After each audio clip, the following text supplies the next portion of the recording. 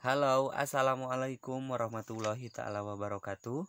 Ketemu lagi dengan channel Indra Edu.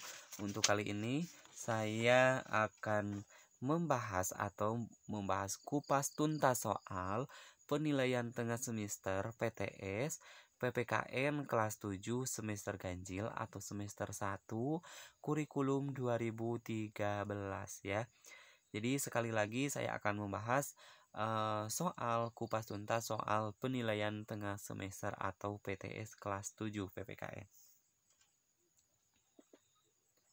Oke, bagi teman-teman yang belum mendukung channel ini, silakan dukung dengan cara klik tombol subscribe terlebih dahulu supaya lebih semangat lagi untuk saya dalam membuat konten-konten mata pelajaran, khususnya mata pelajaran PPKN ya, baik itu materi SMP atau juga materi mata pelajaran PPKN SMA sederajat. Oke, langsung saja kepada soal nomor 1. Sejarah mencatat kekalahan Belanda oleh Jepang dalam Perang Asia Timur Raya menyebabkan bangsa Indonesia dijajah oleh A. Korea, B. Inggris, C. Jepang, D. Malaysia. Kira-kira jawabannya yang mana? Apakah yang A. Korea, atau yang B. Inggris, atau yang C. Jepang, atau juga yang D. Malaysia?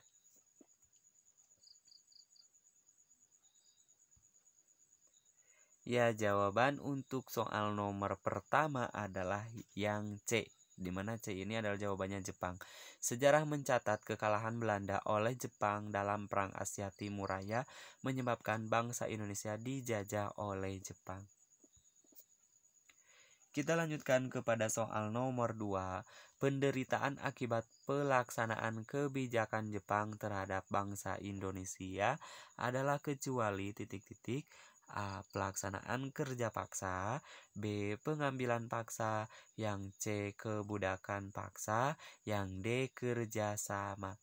Kira-kira jawabannya yang mana?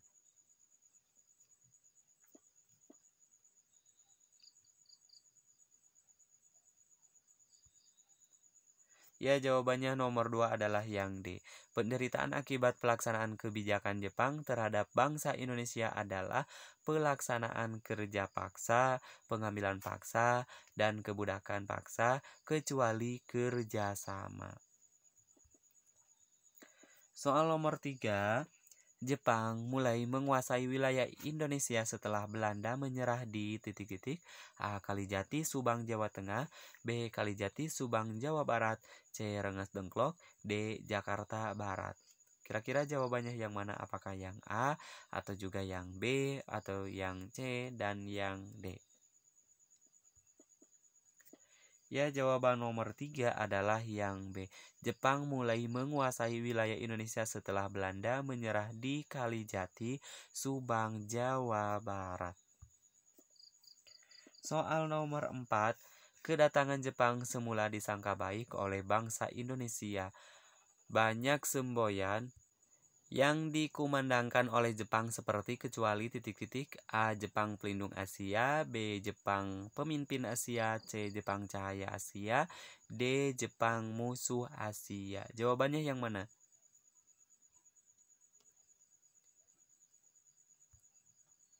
Ya, jawaban nomor 4 adalah yang D. Kedatangan Jepang semula disangka baik oleh bangsa Indonesia.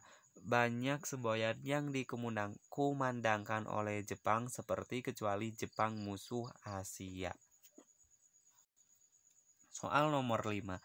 Janji Jepang membentuk BPUPKI direalisasikan pada tanggal A. 29 April 1945, B. 30 April 1945, C. 1 Juni 1945, D. 1 Maret 1945. Kira-kira jawabannya yang mana? Ya, jawabannya adalah yang A. Janji Jepang membentuk BPUPKI direalisasikan pada tanggal 29 April 1945. Kita lanjutkan kepada soal nomor 6. Ketua dari BPUPKI atau BPUPKI diketuai oleh Dr. KRT Raziman Widoyo Diningrat, B. R. Suroso, C. Isi Bangase Yosio, yang D. Insinyur Soekarno. Kira-kira jawabannya yang mana?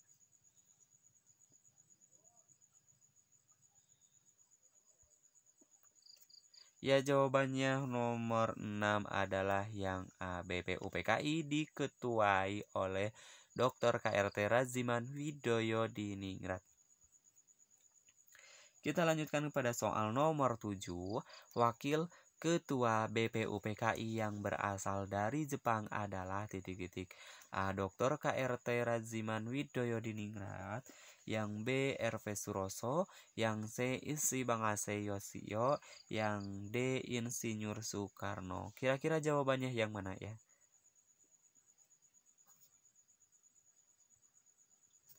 Ya, jawabannya nomor 7 adalah yang C. Wakil Ketua BPUPKI yang berasal dari Jepang adalah Isi Bangase Yosio.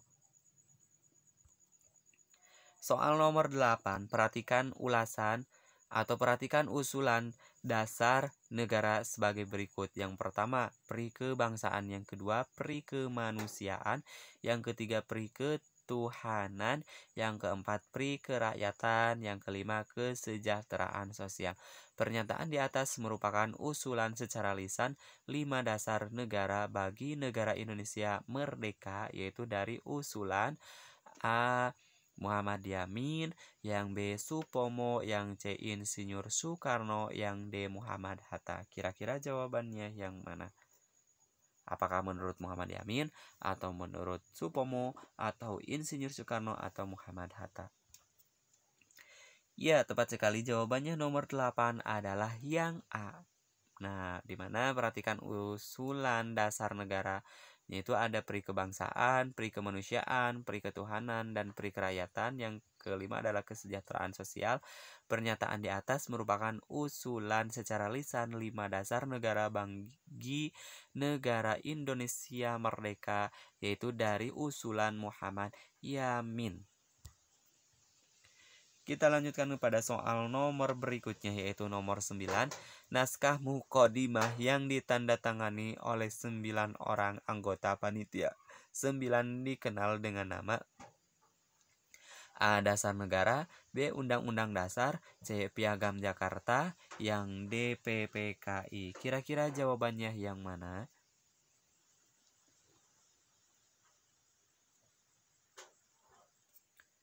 Ya, jawabannya adalah yang C. Naskah muqaddimah yang ditandatangani oleh 9 orang anggota panitia 9 dikenal dengan nama Piagam Jakarta.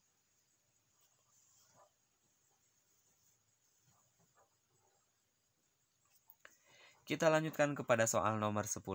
Badan yang merumuskan dasar negara adalah A. BPUPKI, B. PPKI, C. Panitia ad hoc, yang D. BPUPKI dan PPKI.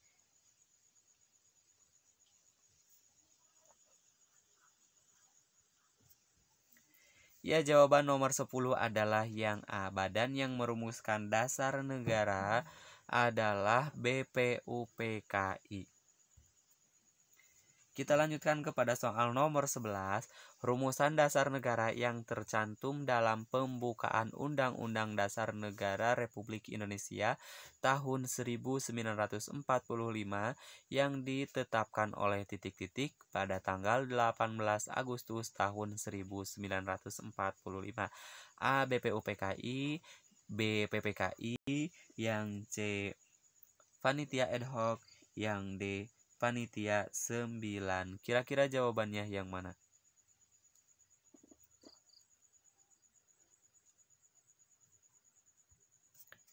Ya, jawaban nomor 11 adalah yang B. Rumusan dasar negara yang tercantum dalam pembukaan Undang-Undang Dasar Negara Republik Indonesia tahun 1945 yang ditetapkan oleh PPKI pada tanggal 18 Agustus 1945. Soal berikutnya yaitu soal nomor 12. Jepang menyerah kepada sekutu pada tanggal A. 14 Juli 1945, B. 14 Juni tahun 1945, C. 14 Agustus tahun 1944, yang D. 14 Juli tahun 1944.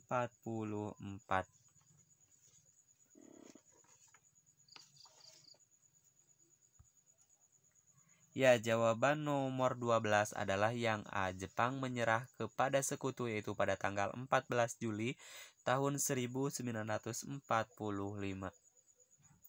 Soal berikutnya yaitu soal nomor 13. Tekad dan dorongan hati yang kuat untuk menggapai keinginan hasrat tertentu merupakan pengertian dari A. Semangat, B. Tegar, C. Perjuangan, D. Percaya diri. Kira-kira jawabannya yang mana?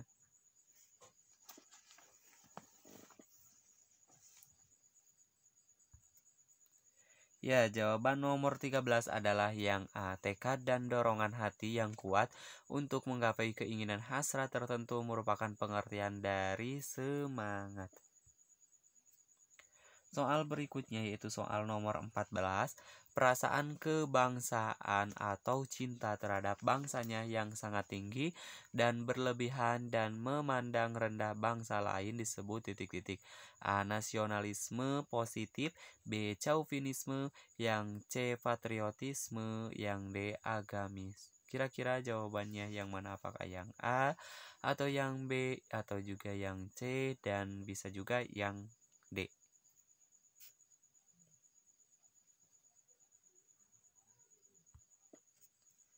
Ya, jawabannya adalah nomor 14 adalah yang B ya, dimana perasaan kebangsaan atau cinta terhadap bangsanya yang disebut yang sangat tinggi dan berlebihan dan memandang rendah bangsa lain disebut chauvinisme. Nah, chauvinisme itu bisa juga disebut dengan nasionalisme yang negatif karena memandang rendah bangsa lain. Soal nomor 15.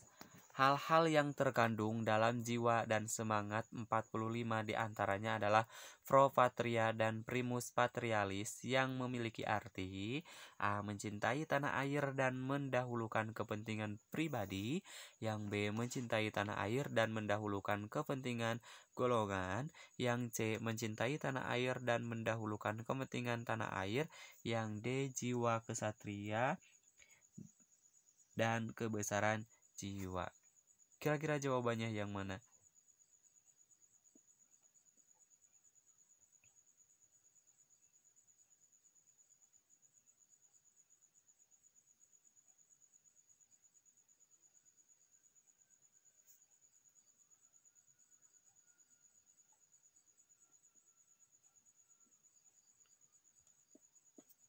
Ya, jawabannya adalah yang C, di mana hal-hal yang terkandung dalam jiwa dan semangat 45 diantaranya adalah pro patria dan primus patrialis yang memiliki arti mencintai tanah air dan mendahulukan kepentingan tanah air dibandingkan dengan mendahulukan kepentingan pribadi ataupun kepentingan golongan.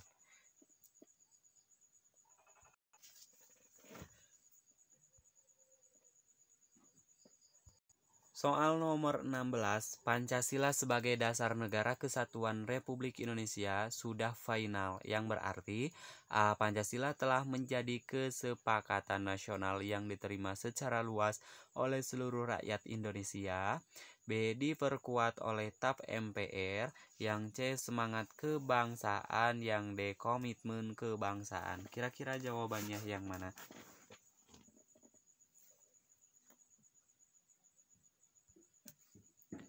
Ya, jawaban untuk soal nomor 16 adalah yang A. Pancasila sebagai dasar negara kesatuan Republik Indonesia sudah final, yang berarti Pancasila telah menjadi kesepakatan nasional yang diterima secara luas oleh seluruh rakyat Indonesia.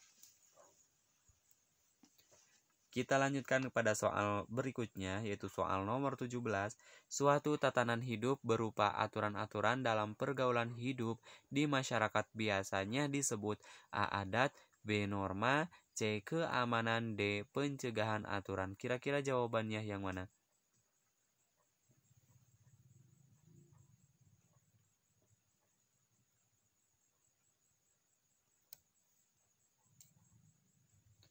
Ya, jawaban nomor 17 adalah yang B. Suatu tatanan hidup berupa aturan-aturan dalam pergaulan hidup di masyarakat biasanya disebut dengan norma.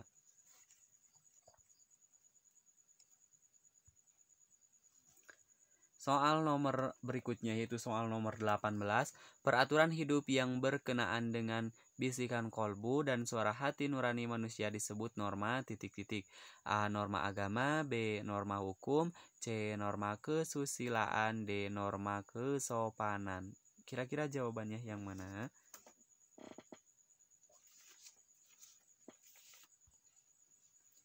Ya, jawaban untuk soal nomor 18 adalah yang C.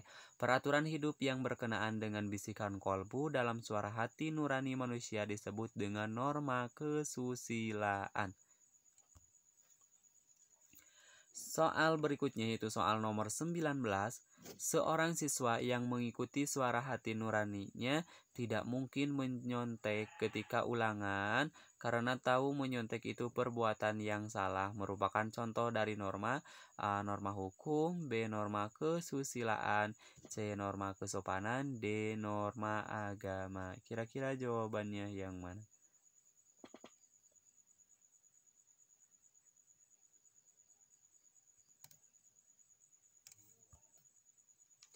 Ya, jawaban untuk soal nomor 19 adalah yang B.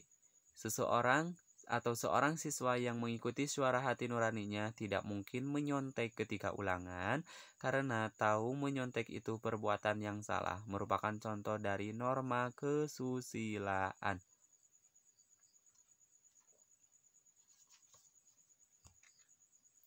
Soal nomor berikutnya yaitu soal nomor 20. Norma yang berhubungan dengan pergaulan manusia dalam kehidupan sehari-hari disebut norma titik-titik.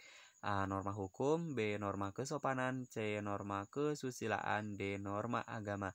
Kira-kira jawabannya yang mana? Apakah yang A. Norma hukum, atau yang B. Norma kesopanan, atau yang C. Norma kesusilaan, bisa juga yang D. Norma agama.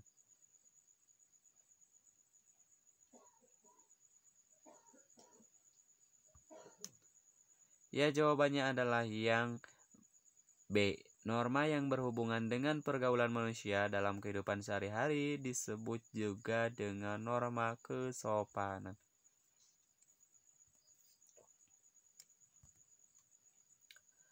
Soal nomor 22. Peraturan mengenai tingkah laku manusia.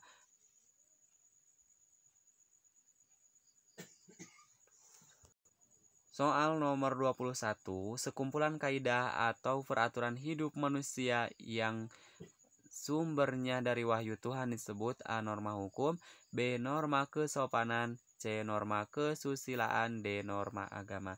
Kira-kira jawabannya yang mana? Ya, jawaban untuk soal nomor 21 adalah yang D. Sekumpulan kaidah atau peraturan hidup manusia yang sumbernya dari wahyu Tuhan disebut norma agama. Soal berikutnya, soal nomor 22. Peraturan mengenai tingkah laku manusia dalam pergaulan masyarakat dan dibuat oleh badan-badan resmi negara serta bersifat memaksa dan sehingga perintah dan larangan dalam norma hukum harus ditaati oleh masyarakat merupakan pengertian dari norma titik-titik. A. Norma hukum, B. Norma kesusilaan, yang C. Norma kesopanan, yang D. Norma agama.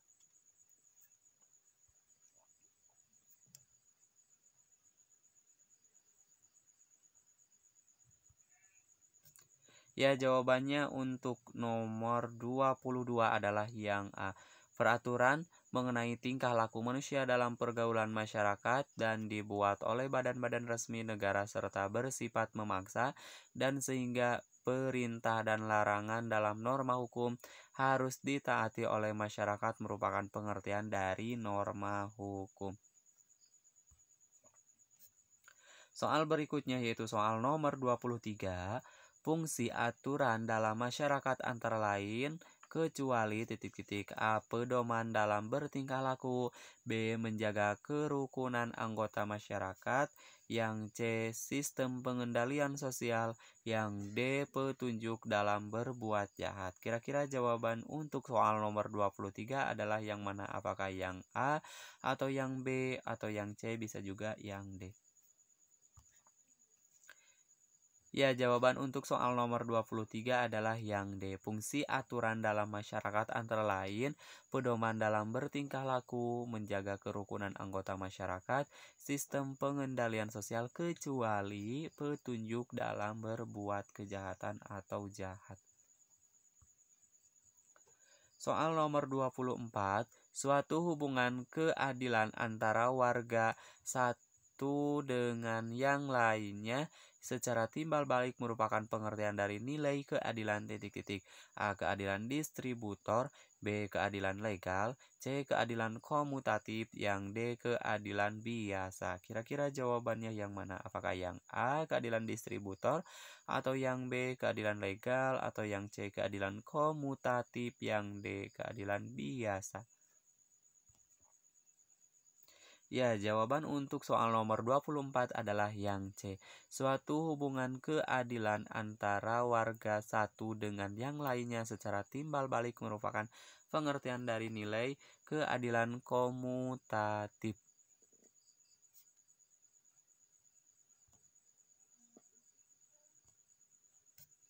Soal berikutnya yaitu soal nomor 25, membiasakan malu jika melanggar aturan, misalnya malu datang terlambat hadir di sekolah, merupakan pengertian dan contoh dari budaya.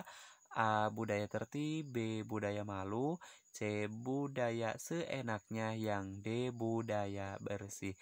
Kira-kira jawabannya yang mana?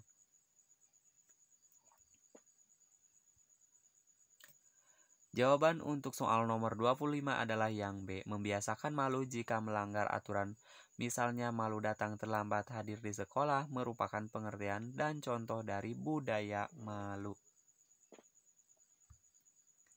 Soal berikutnya yaitu soal nomor 26, membiasakan bersikap tertib dimanapun kalian berada, misalnya mengikuti antrian sesuai dengan nomor antrian, merupakan pengertian dan contoh dari budaya titik-titik.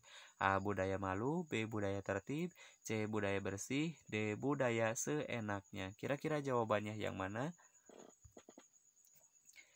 Ya, jawaban untuk soal nomor 26 adalah yang B. Membiasakan bersikap tertib dimanapun kalian berada, misalnya mengikuti antrian sesuai dengan nomor antrian, merupakan pengertian dan contoh dari budaya tertib. Soal berikutnya yaitu soal nomor 27. Dalam kehidupan sehari-hari masih banyak ditemukan perilaku tidak patuh terhadap norma. Ada beberapa penyebab kesadaran terhadap kepatuhan pada norma-norma dalam kehidupan masih rendah. Di antaranya yang berkaitan dengan sifat dan karakter dalam diri sendiri yang belum memiliki kesadaran berlaku. Taat aturan merupakan faktor titik-titik. A. Faktor dari lingkungan, B. Faktor keluarga, C. Faktor pribadi, yang D. Faktor teman. Kira-kira jawabannya yang mana? Apakah yang A. Faktor lingkungan, yang B. Faktor keluarga, yang C. Faktor pribadi, yang D. Faktor teman? Ya, jawaban untuk soal nomor 27 adalah yang C. Dalam kehidupan sehari-hari masih banyak ditemukan perilaku tidak patuh terhadap norma. Ada beberapa penyebab kesadaran terhadap kepatuhan pada norma-norma dalam kehidupan masih rendah. Di antaranya orang yang berkaitan dengan sifat dan karakter dalam diri sendiri yang belum memiliki kesadaran berlaku taat aturan, merupakan faktor dari internal atau faktor dari pribadinya itu sendiri atau diri pribadinya itu sendiri. Soal nomor 28, hubungan keadilan antara warga negara terhadap negara dan pihak warga negara wajib memenuhi keadilan dalam bentuk mentaati peraturan perundang-undangan yang berlaku merupakan pengertian dari keadilan: A. Keadilan distributor, B. Keadilan legal, C. Keadilan komutatif, yang D. Keadilan biasa. Kira-kira jawabannya yang mana? Apakah yang A. Keadilan distributor, yang B. Keadilan legal, yang C. Keadilan komutatif, yang D. Keadilan biasa? Ya, jawaban untuk soal nomor 28 adalah jawabannya adalah yang B. Hubungan keadilan antara anggota atau warga negara terhadap negara dan pihak warga negara wajib memenuhi keadilan dalam bentuk mentaati peraturan perundang-undangan yang berlaku merupakan pengertian dari keadilan legal. Jadi jawaban untuk soal nomor 28 adalah yang B, keadilan legal. Soal berikutnya, soal nomor 29, sistem peradilan negara Indonesia terdiri dari kecuali A. Peradilan umum, B. Peradilan militer, C. Peradilan agama, yang D. Peradilan biasa. Kira-kira jawabannya yang mana? Apakah yang A. Umum, yang B. Militer, yang C. Agama, yang D. Biasa? Ya, jawaban untuk soal nomor 29 adalah yang D. Sistem peradilan negara Indonesia terdiri dari tadi ada umum, ada agama, ada militer, kecuali adalah peradilan biasa. Soal nomor 30. Contoh berjalan di depan orang yang lebih tua harus meminta izin atau permisi dulu merupakan contoh dari penerapan norma A. Norma hukum, B. Norma kesopanan, C. Norma agama, yang D. Norma kesusilaan. Kira-kira untuk jawaban soal nomor 30 adalah yang mana? Apakah yang A. Norma hukum, B. Norma kesopanan, yang C. Norma agama, atau yang D. Norma kesusilaan? Ya, jawaban untuk soal nomor 10 adalah yang B. Contoh berjalan di depan orang yang lebih tua harus meminta izin atau permisi dulu merupakan contoh dari penerapan norma kesopanan. Kita lanjutkan kepada soal esai. Yang pertama adalah apa perbedaan atau apa bedanya pengertian nasionalisme positif dan nasionalisme negatif, di mana pengertian dari nasionalisme positif adalah perasaan cinta yang tinggi atau bangga terhadap tanah air dan tidak memandang rendah bangsa lain. Ya, ini adalah pengertian dari nasionalisme positif. Sedangkan pengertian dari nasionalisme negatif atau disebut juga dengan chauvinisme, ya. Nah, nasionalisme negatif ini disebut juga dengan chauvinisme, adalah perasaan kebangsaan atau cinta terhadap bangsanya yang sangat tinggi dan berlebihan, sebaliknya memandang rendah terhadap bangsa lain. Jadi sekali lagi, nasionalisme negatif disebut juga dengan chauvinisme. Soal nomor 2, jelaskan maksudnya bahwa Pancasila sebagai dasar negara kesatuan Republik Indonesia sudah final. Nah, jawabannya adalah bersifat final karena telah menjadi kesepakatan nasional atau konsensus yang diterima serta. Soal nomor 3 esai, sebutkan 2 contoh perilaku sesuai norma dalam kehidupan sehari-hari, ya. Ini sebutkan 2 contoh perilaku sesuai dengan norma dalam kehidupan sehari-hari. Misalnya ini di kehidupan di sekolah. Jawabannya adalah mematuhi tata tertib di sekolah. Salah satunya dengan datang tidak terlambat atau tepat waktu. Terus tidak mencontek, hormat terhadap guru, dan lain-lain, ya.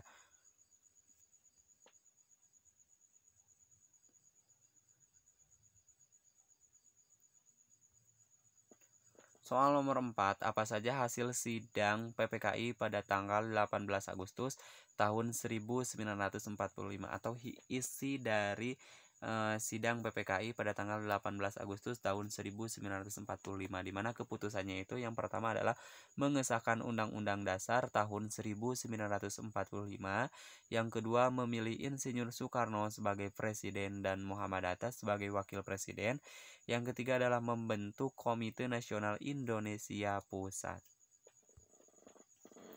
Soal terakhir, sebutkan dan jelaskan macam-macam norma.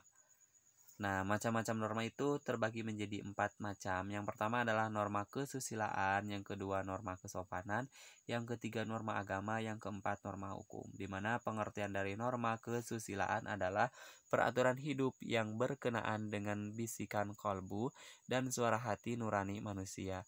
Sedangkan norma kesopanan adalah norma yang berhubungan dengan pergaulan manusia dalam kehidupan sehari-hari. Sedangkan yang ketiga adalah norma agama. Norma agama adalah sekumpulan kaidah atau peraturan hidup manusia yang sumbernya dari wahyu Tuhan.